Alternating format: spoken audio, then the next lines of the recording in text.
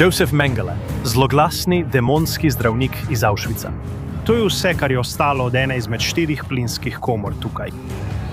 In tik poleg plinske komore je bil Mengelejev laboratorij. V tem videu bomo obravnavali nekaj, kar vam bo dvignilo kocine. On je človek, ki so ga poimenovali angel smrti. Bil je zdravnik, ki bi moral reševati življenja. Toda v Auschwitzu je svoje sposobnosti uporabil za krutost. To je temna zgodba Josefa Mengeleja.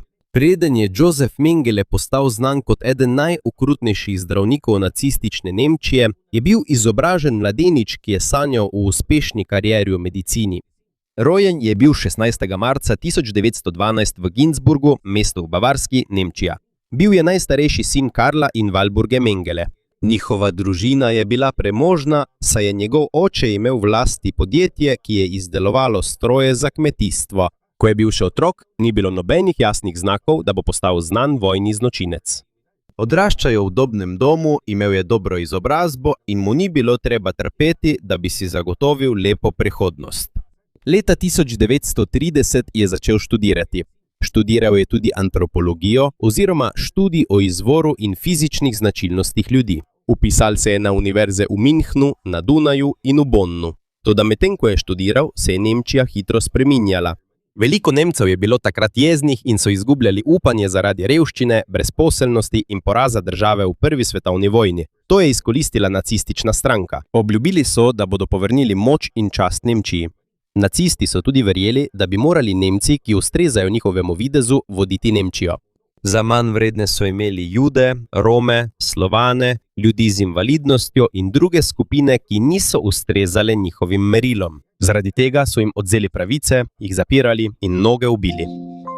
Pravzaprav je to prepričanje napačno. Nobena rasa ni višji ali pomembnejši od drugega. Kljub temu pa niso le vojaki in politiki podpirali takšno prepričanje. Bili so tudi zdravniki, znanstveniki in profesori, ki so pomagali, da je nacistični rasizem izgledal resničen in znanstven. Ena izmed idej, ki so se takrat širile, je bila evgenika. Preprosto povedano, evgenika trdi, da je mogoče izboljšati populacijo s tem, da se nadzoruje, kdo lahko ima otroke. Ljudje, ki so jih imeli za močne in zaželene, so bili spodbojeni, naj imajo več otrok. Tiste, ki so jih imeli za šibke ali bolne, pa so preprečevali, da bi imeli otroke. Ta ideja je napačna in nevarna, ker obravnava ljudi kot živali ali rastline, ki jih je mogoče izbirati in odstranjevati glede na lastnosti, ki jih želi vlada. Nacisti niso bili prvi, ki so izvajali evgeniko. To so podpirali že v različnih državah, še preden so nacisti prišli na oblast. Toda nacistični režim je to izvajal še nasilneje. Uporabili so zakone, da so prisilno sterilizirali ljudi z določenimi stanji, da ne bi mogli imeti otrok. Ocenjuje se, da je bilo približno 400.000 ljudi podvrženih prisilni sterilizaciji. V okviru njihovega programa, ko je takšen sistem postajal vse močnejši, se je Mengele vse bolj pogrezal v tako imenovano rasno znanost. Leta 1932 se je pridružil mladinski organizaciji Stahlhelm, nacionalistični skupini, ki so jo sestavljali in podpirali nekdanji vojaki. To še ni bila del nacistične stranke, vendar so verjeli, da mora Nemčija postati mogočna. Namesto da bi svoje študije uporabil za prepoznavanje podobnosti med ljudmi, je začel iskati razlike med rasami, ki naj bi po njihovem mnenju obstajale. Leta 1935 je doktoriral iz antropologije. Njegova raziskava je bila o obliki spodnje čeljusti pri različnih skupinah ljudi. V tistem času so nekateri raziskovalci uporabljali mere obraza, lobanje, nosu in telesa, da bi poskušali ljudi razdeliti po rasah. Toda takšen način ni trdna osnova za trditev, da je katera rasa boljša, pametnejša ali bolj vredna življenja kot druge. Nacistični sistem je le izkoristil videz znanosti, da bi podprl svoja že obstoječa rasistična prepričanja. Po končanem medicinskem usposabljanju je Mengele delal na Inštitutu za dedno biologijo in rasno higieno v Frankfurtu. Postal je asistent profesorja Otmarja von Peršverja, znanega raziskovalca dednosti in preučevanja dvojčkov. Tukaj se je Mengele še bolj približal sistemu, ki uporablja medicino za razvrščanje ljudi. Inštitut je pomagal pri izdelavi medicinskih in družinskih zapisov. Ti zapisi so se uporabljali za ugotavljanje, koga nacistična vlada šteje za Juda. Ali imaš dedno bolezen, ali pa ne spadaš v želeno vrsto nemškega državljana. Sprva se je morda zdelo, da gre le za preproste papirje, preglede in raziskave, a za vsakim imenom je stal pravi človek. Ko so zdravniki zapisali, da oseba ni zaželena, je ta lahko izgubila svoje pravice. Hitro so jih lahko prisilili v sterilizacijo, jim odvzeli delo ali pa jih kasneje poslali v koncentracijsko taborišče. Maja 1937 se je Mengele uradno pridružil nacistični stranki. Leto kasneje se je pridružil SS, organizaciji, ki je postala glavni izvajalec najbolj krutih programov Adolfa Hitlerja. V tistem času ni bilo lahko priti v SS. Preverjali so poreklo kandidata in njegovo zdravje. Za Mengeleja je bila pridružitev prostovoljna odločitev. To je bila jasna odločitev, ki jo je sprejel, ko se je približeval moči nacističnega režima. Tu vidimo pomemben del njegove zgodbe. Ni bil neizobražen človek, ki bi se nenadoma znašel v slabi družbi. Bil je zdravnik in raziskovalec, ki je prostovoljno sprejel ideologijo, ki je ljudi delila na vredne in nevredne. Njegovo znanje medicine mu ni bilo zaščita pred krutostjo. Prav nasprotno, prav to znanje je uporabil, da je pomagal nevarnemu sistemu. In ko je izbruhnila druga svetovna vojna, je ta sistem Josefa Mengeleja pripeljal na kraj, kjer ga ni nič več ustavljalo, v Auschwitz. Kljub temu, ko se je njegova povezanost z nacističnim sistemom krepila, se je Josef Mengele 28. julija 1939 poročil z Irene Schönbein. V očeh drugih ljudi je bilo njegovo življenje urejeno. Prihajal je iz bogate družine, bil je zdravnik, imel je ženo in njegova kariera je hitro napredovala. Toda hkrati se je vedno bolj približeval organizaciji, ki je verjela, da so nekateri ljudje bolj vredni življenja kot drugi. Tudi poroke članov SS so bile nadzorovane z njihovo rasistično politiko.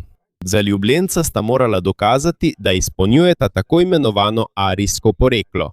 Preverjali so njihove družine in poreklo, saj je SS želel nadzorovati celo otroke svojih članov. To kaže, kako globoko je nacistični režim verjel v tako imenovano rasno čistost. Nadzoroval ni le vlado in vojsko. Vmešaval se je tudi v poroke, družine in rojstvo otrok. Kmalu zatem je izbruhnila druga svetovna vojna. Proti koncu leta 1940 se je Mengele prostovoljno pridružil Waffen-SS. To je bil oboroženi del SS, ki se je boril skupaj z nemško vojsko. Najprej je služil kot zdravniški častnik v SS diviziji Viking. Toda ta skupina ni bila običajna vojaška enota. Medtem ko je nacistična Nemčija napredovala proti Sovjetski zvezi, so bile nekatere enote SS prav tako vpletene v pobijanje judovskih civilistov in drugih ljudi, ki so jih imeli za sovražnike. Kot zdravnik na bojišču je bila Mengelejeva naloga zdraviti rane vojakov. Služil je na vzhodni fronti, kjer so bili boji izjemno hudi in razmere zelo težke. Zaradi svoje službe je prejel železni križ drugega razreda in železni križ prvega razreda. To je vojaško odlikovanje, ki ga Nemčija podeljuje vojakom, ki so priznani kot pogumni v boju. Vendar je pomembno, da je ena stvar jasna. Njegova odličnost pri reševanju tovarišev vojakov ne pomeni, da je spoštoval vsa življenja. Za Mengeleja so bili ljudje, ki so si zaslužili biti rešeni, in ljudje jih je lahko obravnaval kot predmete. Leta 1942 je bil hudo ranjen na vzhodni fronti. Zaradi tega mu ni bilo več dovoljeno, da se vrne v aktivno bojevanje. Namesto da bi končal svojo službo, so ga premestili na drugo dolžnost. Vrnil se je v Nemčijo in ponovno sodeloval z uradniki, ki so bili odgovorni za raso, družino in preseljevanje prebivalstva. Tukaj sta se ponovno združila dva dela njegovega življenja, njegovo zdravniško delo in njegova močna vera v nacistično rasno teorijo. Nato je prišla naloga, ki mu je dala skoraj neomejeno moč nad ljudmi, ki niso mogli reči ne. Maja 1944. Začel je delati v Auschwitzu. Kompleks koncentracijskih taborišč Auschwitz v nemško okupirani Poljski dodeljen je bil za zdravnika tako imenovanega romskega družinskega taborišča v Auschwitzu-Birkenau. Kasneje je imel tudi širše medicinske dolžnosti v Birkenau. Auschwitz ni bilo navadno zaporniško taborišče. Bil je velik kompleks taborišč, ki so ga uporabljali za zapiranje, prisilno delo in množične poboje. Več kot 1 milijon Judov je bilo tam ubitih, skupaj s številnimi Romi, poljskimi zaporniki, sovjetskimi vojnimi ujetniki in drugimi žrtvami nacističnega preganjanja. Vsak dan so prihajali vlaki, polni ljudi, ki so jih na silo odpeljali iz različnih delov Evrope. Ko so izstopili, so novoprišle takoj ločili. Zdravniki SS so jih zelo hitro pregledali.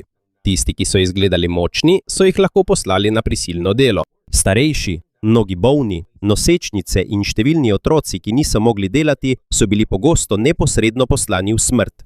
Temu so rekli selekcija. Ni bilo opravljenega popolnega zdravniškega pregleda, vsaki osebi so namenili le nekaj sekund. En sam pogled ali preprost gib roke zdravnika je lahko odločil, kdo bo začasno preživel in kdo bo takoj umrl. Mengele je bil eden izmed zdravnikov, ki so to počeli. Ni bil edini zdravnik v Auschwitzu in tudi ni bil tisti, ki je ustvaril sistem selekcije. Vendar je postal znan, ker je pogosto hodil na rampo, kjer so izkrcavali novoprišle. Imel je tudi svoje razloge, zakaj ga je zanimala selekcija. Medtem ko so drugi zdravniki izbirali ljudi za prisilno delo, je Mengele iskal zapornike, ki bi jih lahko uporabil za raziskave. Največje zanimanje je imel za dvojčke. Želel je preučiti, katere človekove lastnosti so dedne in katere so posledica okolja. Če je preučeval dvojčke, je lahko primerjal telo in odzive dveh otrok, ki imata skoraj enako genetsko ozadje. Pri običajnih medicinskih raziskavah je potrebno privolitev pacienta. Treba je pojasniti tveganja, zaščititi njegovo zdravje in ustaviti postopek, če bi mu lahko škodoval. Nobena od teh zaščit v Auschwitzu ni obstajala. Otroci niso bili prostovoljci, niso razumeli, kaj se bo zgodilo, niso mogli odkloniti. Za Mengeleja in njegove sodelavce niso bili pacienti, za katere bi morali skrbeti. Bili so telesa, ki jih je mogoče meriti, preizkušati in primerjati. Poleg dvojčkov je iskal tudi ljudi z nenavadnimi telesnimi značilnostmi. Sem so spadali ljudje s pritlikavostjo, otroci z različno barvo oči in ljudje s stanji, ki jih je želel preučevati. Ko so na sprejemni rampi našli dvojčke, so jih pogosto takoj ločili od njihovih družin. Za nekatere starše se je morda zdelo, da so njihovi otroci preživeli, ker niso bili vključeni v skupine, ki so jih neposredno poslali v smrt. Toda niso vedeli, da so bili ti otroci namenjeni drugi vrsti trpljenja. Nekatere izbrane otroke so namestili v ločene barake. Zabeležili so njihova imena, starost, poreklo, zdravstveno zgodovino, barvo las, barvo oči, višino, težo in različne telesne mere. Mengele je naredil vse, da bi njegovo delo izgledalo kot legitimna znanstvena raziskava. Obstajali so obrazci, zapisi, fotografije, krvni testi, rentgenske slike in podrobne primerjave telesa. Toda to, da so obstajali zapisi in medicinski inštrumenti, še ne pomeni, da je šlo za pravo medicino. Pravi zdravnik uporablja svoje znanje za zaščito pacienta. V Auschwitzu so znanost uporabili kot krinko za zlorabe. Nekatere otroke je še dodatno begalo, kako se je Mengele vedel do njih. Nekateri preživeli so pripovedovali, da je včasih govoril tiho in mirno, celo dal kakšen bonbon. Prav tako je poskrbel, da so nekateri otroci, ki jih je potreboval za raziskave, ostali živi in dovolj močni. Toda to ni bila prava prijaznost. Otroke je ohranjal pri življenju le toliko časa, dokler so bili koristni za njegove raziskave. Isti moški, ki se je smehljal ali delil sladkarije, je lahko tudi ukazal boleč postopek ali se odločil, da nekega otroka ne potrebuje več. Zato je bilo njegovim mladim žrtvam tako težko razumeti, kaj se dogaja. Obnašal se je kot zdravnik, ki skrbi zanje. Toda za njegovim mirnim glasom je bilo jasno, kako jih v resnici vidi. Niso bili otroci, ki bi jih bilo treba rešiti. Zanj so bili le del eksperimenta. Znotraj Auschwitza je bilo jasno, da to ni bilo zdravljenje, ki ga je izvajal Josef Mengele. Njegovi postopki so bili del tako imenovane psevdoznanosti. To pomeni, da uporablja medicinske izraze, laboratorij, zapise in opremo. Vendar ne sledi pravilnim znanstvenim postopkom. Žrtve tudi niso dale soglasja, niso bile zaščitene glede svoje varnosti in zaporniki niso imeli pravice, da bi odklonili sodelovanje. Veliko njegovih žrtev so bili judovski in romski otroci. Pogosto so jim jemali veliko krvi. Večkrat so jih merili, rentgensko slikali in jim ubrizgavali različne snovi. Nekateri so bili podvrženi bolečim in nepotrebnim operacijam. Nekaterim otrokom so v oči ubrizgavali snovi, da bi preučevali barvo oči. To je povzročilo hudo otekanje, poškodbe oči, slepoto in v nekaterih primerih smrt. Pogosto je uporabljal dvojčke, ker je želel primerjati njihova telesa. Na primer, obema bi lahko oduzel kri in ju izmeril. V drugih primerih je vsakemu naredil drugačen postopek, da bi videl, kako bosta reagirala. Ko je eden umrl ali ko je bilo testiranje končano, je včasih dal ubiti tudi njegovega dvojčka, da bi lahko primerjal njuni telesi po obdukciji. To ni bilo narejeno za zdravljenje kakršnekoli bolezni. To je bilo narejeno, da bi podprli napačna nacistična prepričanja o rasi in dednosti. Mengele si je prav tako želel pridobiti raziskave, ki bi koristile njegovi lastni karieri. Upal je, da bo lahko uporabil rezultate, da bi postal profesor in bolj znan znanstvenik po vojni. To je eden najpomembnejših razlogov, zakaj ga ni dovolj imenovati zgolj za norega zdravnika. Ni deloval sam v neki skrivni sobi. Njegovo delo je bilo povezano z znanimi raziskovalci in inštituti v Nemčiji. Pošiljal je kri, organe in druge človeške vzorce svojim sodelavcem za nadaljne raziskave. To pomeni, da njegovi zločini niso bili le posledica njegove osebne krutosti. Bil je tudi del večjega sistema, kjer so izobraženi zdravniki in znanstveniki uporabili svoje znanje za pomoč nacistični vladi. Mengele je imel lastne laboratorije in osebje v taborišču. Mnogi, ki so mu pomagali, so bili zdravniki, medicinske sestre in zdravstveni delavci, ki so bili zaporniki. Izbral jih je, ker je potreboval njihovo znanje, vendar tudi oni niso imeli prave svobode. Morali so ubogati, saj bi jih zavrnitev lahko takoj spravila v nevarnost. Nekateri so poskušali zaščititi druge zapornike na majhne načine, kot so skrivanje informacij, upočasnjevanje postopkov ali pomoč bolnim, vendar je bilo njihovo delovanje pod nadzorom SS zelo omejeno. Tudi vsi, ki so preživeli poskuse, se po vojni niso takoj pozdravili. Mnogi so imeli dolgotrajne bolezni, telesne poškodbe, težave z vidom in travme. Drugi nikoli niso izvedeli, katera snov jim je bila natančno obrizgana, saj je bilo veliko zapisov izgubljenih ali uničenih. Medtem pa je Mengele še naprej opravljal svoje redno delo kot taboriščni zdravnik. Če so bili zaporniki prešibki, bolni ali niso več mogli delati, so jih lahko vključili v novo selekcijo. Za nacistični sistem jih niso obravnavali kot bolnike, ki bi jih bilo treba zdraviti. Šteli so jih za neuporabne. Odtot izvira vzdevek, ki so mu ga dali nekateri zaporniki, angel smrti. Ne zato, ker bi bil edini, ki je izvajal selekcije. Približno 50 zdravnikov je služilo v Auschwitzu in mnogi med njimi so bili prav tako vključeni v ta proces. Vendar so Mengeleja pogosto videvali na sprejemni rampi in v barakah. Zato se je njegov obraz vtisnil v spomin številnim preživelim. Obstajajo priljubljene zgodbe o njem, ki se znova in znova pojavljajo v knjigah in dokumentarcih. Vendar niso vse te zgodbe podprte z močnimi dokazi. Trditve o nekaterih ogromnih množičnih pobojih, ki naj bi jih sam načrtoval, osebni odnosi z drugimi stražarji SS in nekatere zelo podrobne zgodbe o mučenju je težko dokazati. Zato je še toliko bolj pomembno, da se držimo dokumentiranih dejanj, ki jih je storil. In tudi če odstranimo zgodbe, ki niso potrjene. Dokazani zločini so dovolj, da vidimo obseg njegove odgovornosti. On je izbiral ljudi, ki jih bodo ubili, uporabljal je otroke kot neprostovoljne poskusne subjekte. Ukazoval je boleče in nevarne postopke. Nekatere žrtve so bile ubite, da bi lahko po smrti preučili njihova telesa. In vse to je počel, čeprav je vedel, da zaporniki tega niso mogli zavrniti. Dalj kot je trajala vojna, bolj je Nemčija izgubljala nadzor. Leta 1944 je sovjetska rdeča armada hitro napredovala z vzhoda. Nacistična Nemčija je bila že obkrožena zavezniškimi silami Zahoda. Uradniki v Auschwitzu so vedeli, da se sovražnik približuje. Začeli so uničevati dokumente in dokaze o svojih zločinih. Nekatere stavbe, uporabljene za množične poboje, so uničili.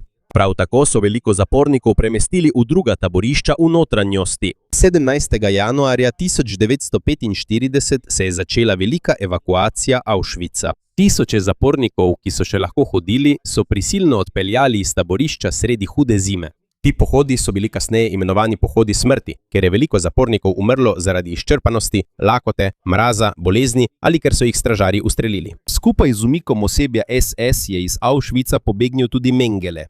S seboj je odnesel nekaj svojih zapisov. Vendar je veliko dokumentov, povezanih z njegovimi raziskavami, izginilo, bilo uničenih ali pa jih nikoli več niso našli. Iz Auschwitza je odšel v koncentracijsko taborišče Gross Rosen in v njegova podtaborišča. Tam je nadaljeval kot zdravnik SS, medtem ko se je bližal padec nacistične Nemčije. 27. januarja 1945 so v Auschwitzu vstopili sovjetski vojaki. Našli so na tisoče zapornikov, ki so ostali, ker so bili prešibki ali preveč bolni, da bi jih vključili v evakuacijo. Med preživelimi je bilo nekaj otrok dvojčkov, ki jih je Mengele uporabljal za svoje poskuse. Vendar Mengele tam ni bil več. V zadnjih dneh vojne je odstranil vse znake, da je bil član SS. Oblekel je običajno uniformo nemške vojske in se pridružil eni od vojaških enot. Ko se je vojna končala, se je njihova skupina predala ameriškim silam. Mengele je postal vojni ujetnik. Toda ameriški častniki niso vedeli, da imajo v ujetništvu enega najbolj znanih zdravnikov iz Auschwitza. Predstavil se je kot navaden nemški vojaški častnik, tudi njegove povezave z SS niso takoj odkrili. Mnogi člani SS so imeli običajno tetovažo s krvno skupino, Mengele pa te tetovaže ni imel. Zaradi tega ga niso takoj prepoznali kot člana organizacije. Takrat tudi izmenjava podatkov med različnimi zavezniškimi uradi še ni bila urejena. Njegovo ime je že bilo na seznamu iskanih vojnih zločincev, vendar ga niso povezali z moškim, ki so ga imeli v priporu. V začetku avgusta 1945 ga je ameriška vojska izpustila na prostost. Več mesecev se je izogibal odgovornosti, ne zato, ker bi dokazali njegovo nedolžnost, ampak ker ga niso prepoznali. Od konca leta 1945 do pomladi 1949 se je skrival pod drugim imenom. Delal je kot kmetijski delavec blizu Rosenheima v Bavarski. Njegovo delo je bilo preprosto in življenje mirno. A vendar je na skrivaj ohranjal stike s svojo družino. Denar in povezave družine Mengele so mu zelo pomagali pri begu. Ko so preiskovalci začeli iskati, je njegova družina trdila, da je mrtev. Oblasti so to nekaj časa verjele.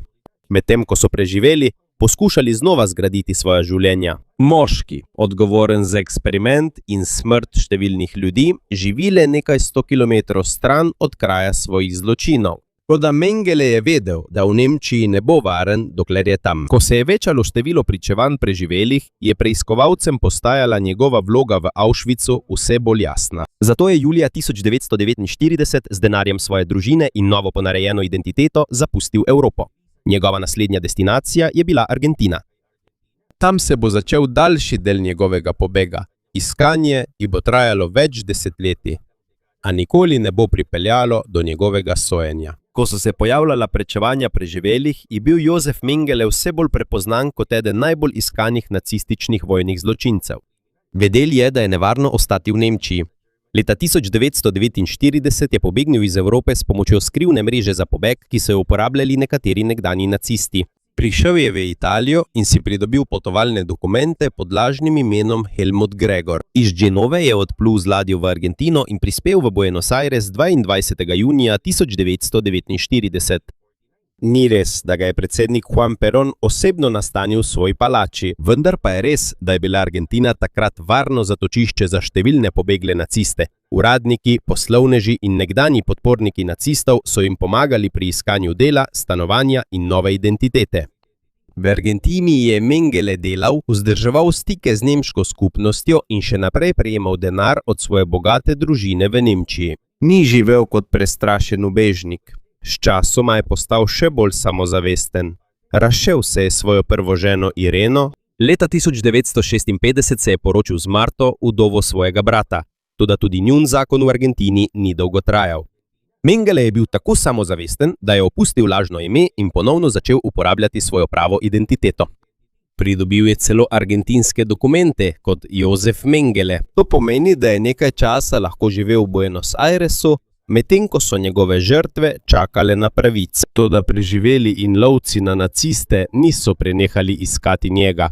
Eden izmed njih je bil Hermann Langbein, preživeli iz Auschwitza, ki je pritiskal na zahodno nemško vlado. Leta 1959 je Zahodna Nemčija izdala nalog za aretacijo Mengeleja in zahtevala njegovo izročitev iz Argentine. Preden so ga lahko aretirali, je prejel opozorilo in pobegnil v Paragvaj. Tam je pridobil tudi državljanstvo, ki mu je nudilo dodatno zaščito. Maja 1960 so izraelski agenti v Argentini aretirali Adolfa Eichmanna, še enega visokega nacističnega uradnika. To je bil velik opozorilni znak za Mengeleja. Zaradi tega se je še bolj skrival in preselil v Brazilijo. Ponovno je uporabljal lažna imena in živel na kmetijah ter odmaknjenih hišah blizu São Paula. Pomagali so mu nekateri nemški in madžarski priseljenci, vključno z zakoncema Wolfram in Lieselotte Bossert. V zameno za denar od družine Mengele so mu dali zatočišče in zaščito. Toda sčasoma se je njegov svet skrčil. Ni se več mogel svobodno gibati. Ves čas ga je bilo strah, da bi ga kdo prepoznal ali izdal. Imel je tudi zdravstvene težave in postal je razdražljiv ter težaven za sobivanje. Kljub temu ni nikoli obžaloval svojih dejanj. Po njegovih pismih in pričevanjih ljudi, ki so bili z njim, se je nenehno zagovarjal. Sam sebe je videl kot žrtev ljudi, ki so ga preganjali. Medtem so zahodno-nemške oblasti, izraelski preiskovalci in lovci na naciste nadaljevali z iskanjem. Vendar so pogosto prejemali napačne, zastarele ali prepozne informacije. Poročali so, da so ga videli v Paragvaju, Braziliji, Čilu in drugih krajih v Južni Ameriki.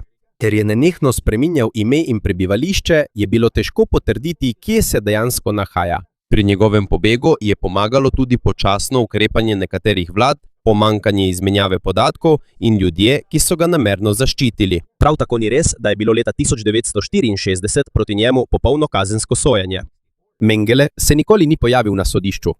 Leta 1976 je doživel možgansko kap, njegovo telo je oslabelo in še bolj se je zanašal na ljudi, ki so ga skrivali. 7. februarja 1979 je odšel na plažo v Bertiogiju v Braziliji.